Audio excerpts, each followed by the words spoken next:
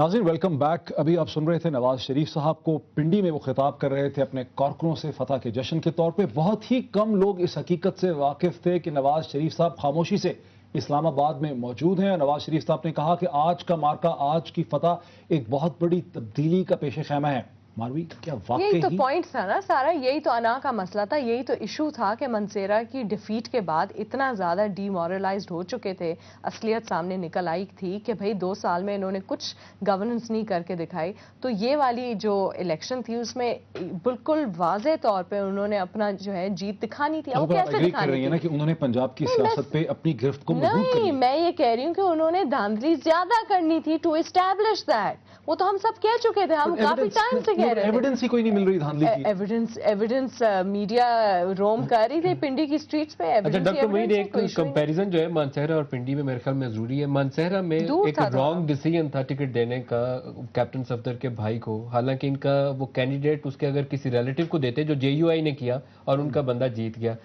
یہ جو پنڈی والا حلقہ ہے یہ مختلف تھا. یہاں پارٹی کو ووٹ کیا ہے، پارٹی کا ایک کارکن تھا جو ان نون تھا. شیخ رشید جتنا بڑا قد کاٹ بھی نہیں تھا، کبھی فیڈرل کیبنٹ میں 4 دفعہ وزیر بھی نہیں رہا، 6 دفعہ قومی اسمبلی کا الیکشن بھی نہیں جیتا، پھر بھی پارٹی کو ووٹ کیا. وہاں پہ رشتہ داری کو نواز شریف صاحب نے سامنے رکھا، وہاں رشتہ داری کو سامنے رکھا. لیکن حامد اس کو آپ کیسے ایکسپلین کریں گے کہ کیپٹن صفدر کی سپورٹ میں نواز شریف صاحب مانسہرہ نہیں گئے لیکن یہاں ان کو آنا پڑا پنڈی؟ دیکھیں وہ تھا ایک الیکشن جس کے بارے میں ان کا ایک خیال تھا کہ شہباز شریف صاحب ہی کافی ہیں.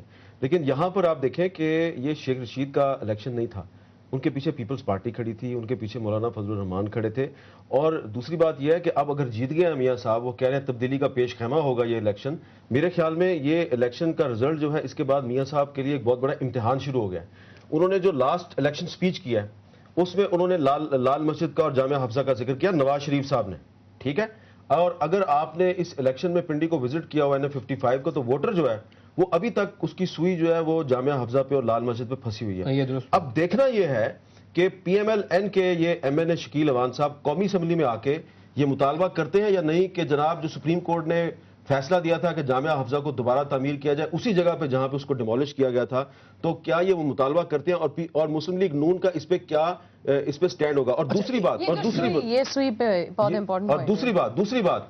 بات یہ ہے کہ اب آصف زرداری صاحب کو بھی سوچنا ہوگا کہ کیا وہ پیچھے رہ کے یہ جو شارٹس کھیلتے رہتے ہیں نواز شریف صاحب کے خلاف اور سامنے آتے بھی نہیں اور بیک سٹیج مینجمنٹ، ہاں اور کچھ بھی نہ کہا اور کہہ بھی گئے کہ پالیسی انہوں نے اختیار کی ہوتی ہے، کبھی اس کو شیخ رشید کو سپورٹ کر دیتے ہیں، کبھی کسی کو سپورٹ کر دیتے ہیں، یہ پالیسی. اور دوسری سب سے بڑی بات یہ ہے کہ عوام جو ہے نا، جو زبان خلق ہوتی ہے اس کو آپ ہمیشہ دھوکہ نہیں دے سکتے. اچھا اس میں ایک اور عوام کو ابھی تک یاد ہے کہ یہ وہی شیخ رشید ہے جو کہ 9/11 کے بعد امریکی پالیسیوں کی بڑی کھل کر حمایت کرتا تھا، اور آج بھی شیخ رشید کا سٹیٹس یہ ہے کہ یہ امریکہ کا ایجنٹ ہے. اچھا لیکن اس میں ایک اور بھی سوال بنتا ہے کہ شیخ صاحب ہمیشہ کہتے رہے کہ میں اداروں کا نمائندہ ہوں، اداروں کا ریپرزنٹیٹو ہوں، اشارہ ان کا جی ایچ کیو کی طرف تھا. تو جی ایچ کیو نے ان کو بچایا کیوں نہیں یا بچا ہی نہیں سکا جی ایچ کیو؟ میرے خیال میں اگر الیکشن رزلٹ کا فرق ہو نا 3-4 ہزار ووٹ میں، پھر تو آپ انفلوئنس کر سکتے ہیں. اگر ڈفرینس 30,000 ووٹ کا آ رہا ہو تو انفلوئنس کرنا مشکل ہو جاتا ہے. میرے خیال میں اس حلقے میں یہی پوزیشن تھی. لیکن مجھے پی ایم ایل این کے ایک ایم این اے نے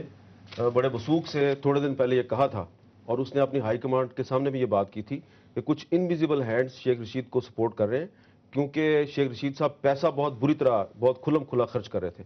تو یہ پیسہ ان کے پاس کہاں سے آیا؟ ایک وہ جو نواز شریف کی ریلی والا سوئنگ فیکٹر ہے نا، وہ بھی مد نظر ہے. نواز شریف نے جب خود آ کے تقریر کی ہے تو اس حلقے کی پالیٹکس میں چینج آئی ہے. جو شیخ رشید کے حملے کے بعد ایک تاثر تھا کہ شاید وہ ووٹر کچھ ادھر گیا.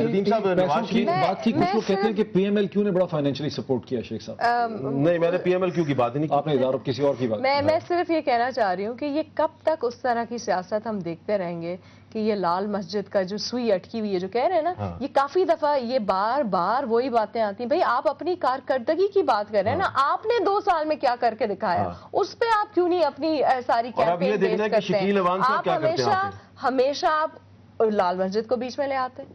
سو یہ کب تک یہ سیاست چلے گی؟ میں تو یہ پوچھنا چاہتا ہوں. تھوڑا سا اس کو 3-4 منٹ ہمارے رہ گئے ہیں. جب ہم رائٹ کے ووٹ کی طرف دیکھتے ہیں، یہ ایک روایتی کنسرویٹو حلقہ تھا، لبرل کنسرویٹو کہہ لیں، جیسا کیسے بھی کہہ لیں. P M L N, P M L Q, شیخ صاحب خود بھی رائٹ کی طرف، تحریک انصاف، جماعت اسلامی.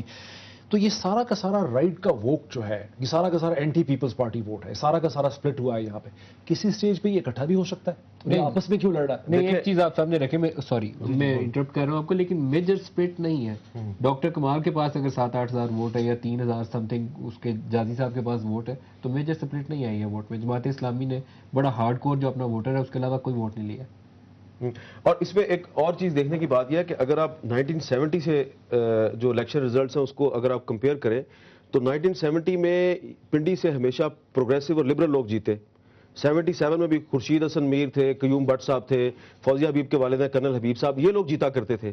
اس کے بعد ایک گیپ آیا، جنرل ضیاء الحق کے مارشل لا کے 11 سال آئے، اور 1985 میں پیپلز پارٹی نے نان پارٹی بیسس پہ الیکشن کا بائیکاٹ کیا، شیخ رشید کے لیے میدان کھلا تھا اور وہ جیت گئے، اور اس کے بعد سے اس حلقے کی ریڈیکلائزیشن کا عمل شروع ہوا ہے۔ تو آپ یہ بھی دیکھیں کہ پیپلز پارٹی نے جو 1985 میں الیکشن کا بائیکاٹ کیا اور جنرل ضیاء الحق نے نان پارٹی بیسس پہ الیکشن کروایا، تو اس سے پاکستان کی سوسائٹی جو ہے وہ اس میں ریڈیکلائزیشن ہوئی، اور پھر 88 اور 90 کے الیکشن میں I S I directly involve تھی اس حلقے میں۔ شیخ رشید صاحب آئی ایس آئی کی مدد سے جیتے، اور جب آئی ایس آئی اور پھر نواز شریف کی حمایت ان کے پیچھے سے ہٹی تو آپ دیکھ لیں ان کے ساتھ کیا ہوا۔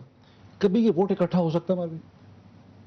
دیکھیں، پاکستان مسلم لیگ جو ہے اس کی اپنی ایک شناخت ہے، اور میں جب سے سیاست میں آئی ہوں میں نے تو صرف وہی شناخت دیکھی ہے، تو مجھے تو مشکل لگتا ہے، لیکن سیاست میں کچھ بھی ہو سکتا ہے۔ لیکن اس وقت تو آبویسلی انڈیویجول ایک پارٹی ہے اور نون کی اپنی ایک سیاست ہے، اور دو الگ الگ سیاست ہیں۔ مجھے تو بالکل کوئی ان کو ساتھ والی کوئی سیاست نہیں۔ اس الیکشن کا بہتر پنجاب میں تو نون لیگ کے اوپر بڑا پازیٹیو ان کو امپیکٹ ملے گا، کیونکہ مانسہرہ کے بعد انہیں ایک ایسی کنونسنگ ون چاہیے تھی، ضرورت تھی ان کو، خاص طور پر جو نواز شریف اور زرداری کی ایک ٹسل ہے نون اور پیپلز پارٹی کی، اس حوالے سے بھی انہیں یہ شو آف چاہیے تھا۔ مصنوعی تو ہوئی نا پھر وہ والی بات، مسئلہ بھی ہے، آرٹیفیشل نہیں ہے۔ لیکن مجھے یہ انتظار رہے گا کہ شکیل اوان صاحب اسمبلی میں آ کے کیا کرتے ہیں، جامعہ حفظہ اور لال مسجد کی بات کرتے ہیں یا نہیں کرتے، کیونکہ یہ الیکشن انہوں نے وہ نام استعمال کر کے جیتا ہے۔ اور شیخ رشید کو جو مار پڑی ہے وہ اس لیے پڑی ہے کہ وہ کہتے تھے میں نے معافی مانگ لیا، مولانا عبدالعزیز کہتے تھے ہم نے معاف نہیں کیا۔ تو اب دیکھیں کہ اب میں یہ نہیں کہہ رہا کہ یہ ان کا پوائنٹ بالکل ٹھیک ہے کہ ہمیں سوچنا چاہیے کہ لوگوں کی سوئی کیوں اٹکی ہوئی ہے، لیکن میاں نواز شریف نے بھی اس کو ایکسپلائٹ کیا، انہوں نے بھی ذکر کیا اور شکیل اوان نے بھی ذکر کیا۔ اب دیکھنا یہ ہے کہ شکیل اوان قومی اسمبلی میں آ کے جامعہ حفظہ کی بات کرتے ہیں یا نہیں کرتے۔ یہ تو طے بات ہے، اگر شیخ صاحب قومی اسمبلی میں آتے تو قومی اسمبلی کے رنگ تھوڑے ڈفرنٹ ہوتے، اور ہاں مطلب یہ تو کہنے والی بات۔ مروی وقت ہمارا بالکل ختم ہو گیا۔ مروی آپ کا، حامد آپ کا، ندیم آپ کا ہمیں جوائن کرنے کا بہت شکریہ۔ ناظرین، ابھی آپ نے ہماری بحث دیکھی، یہ بات بڑی واضح ہے کہ یعنی 55 کے الیکشن کے بعد جو شکوک پیدا ہوئے تھے پی ایم ایل این کی سیاست کے بارے میں، پی ایم ایل این کی طاقت کے بارے میں، ایک بار پھر پی ایم ایل این نے ان شکوک پہ قابو پایا ہے اور پنجاب کی سیاست پہ اپنی گرفت کو مضبوط کر لیا ہے۔ اگلے آنے والے دنوں میں پتہ چلے گا کہ پاکستان کی سیاست پہ اس کے دوررس اثرات جو ہیں وہ کیا مرتب ہوتے ہیں۔ دیکھتے رہیے بہتر سے بہتر تجزیے کے لیے دنیا ٹوڈے۔ بہت شکریہ۔